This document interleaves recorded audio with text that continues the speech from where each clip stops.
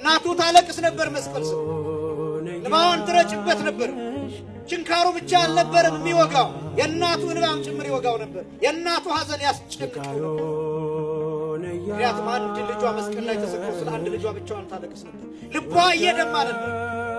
የእርሱን ግርፋት ወስዳው ነበር።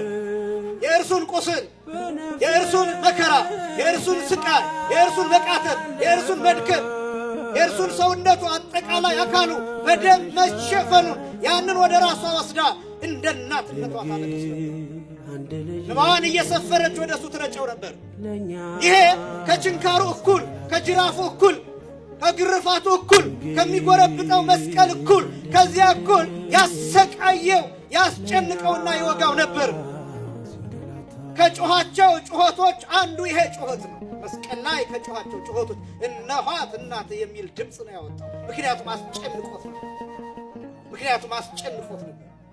እመቤታችን ብቸኛ ናት። በዛ ሰዓት የተሳደደች ሴት ናት። መከራ የተቀበለች ሴት ናት። ያላረፈች ዕድሜ ዘመን ያላረፈች ጸንሳ የተሰደደች ተጸንሳ የተሰደደች እመቤት ጸንሳ ብቻ አይደለም ተጸንሳ በእናት አባቷ ማህፀን ሁና በስደት ነው የተወለደችው።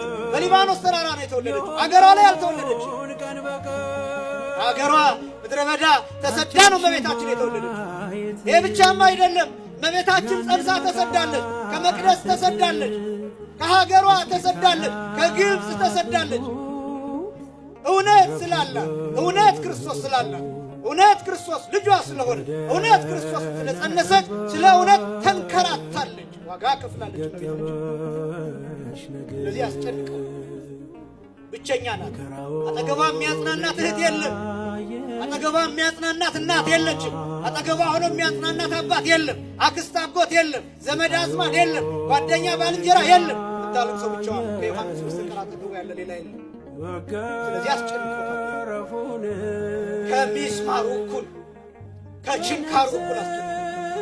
የመጀመሪያው ጊዜ መስቀል ላይ ጌታችን መድኃኒታችን ኢየሱስ ክርስቶስ የጮኸው ጩኸት እነኋት እናትህ እነሆ ልጅሽ የሚል ቃል በዮሐንስ ወንጌል ምዕራፍ 19 ከቁጥር 26 ጀምሮ ቁጥር 26 እና 27 ላይ ኢየሱስም እናቱን ይላል ይወደው የነበረውንም ደቀ መዝሙር በአጠገቡ ቆሞ ባየ ጊዜ እናቱን አንቺ ሴት እነሆ ልጅሽ አላት ይልና ቁጥር 27 ላይ ከዚህ በኋላ ደቀ መዝሙሩን እናትህ እነኋት አለው ይላል።